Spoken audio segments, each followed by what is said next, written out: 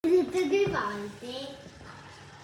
Ecco, invece dei fossili ci sono questi piccoli dinosauri che non sono fossili, quindi non è ingannevole rispetto a quello che c'è sulla scatola e rispetto alla descrizione del prodotto.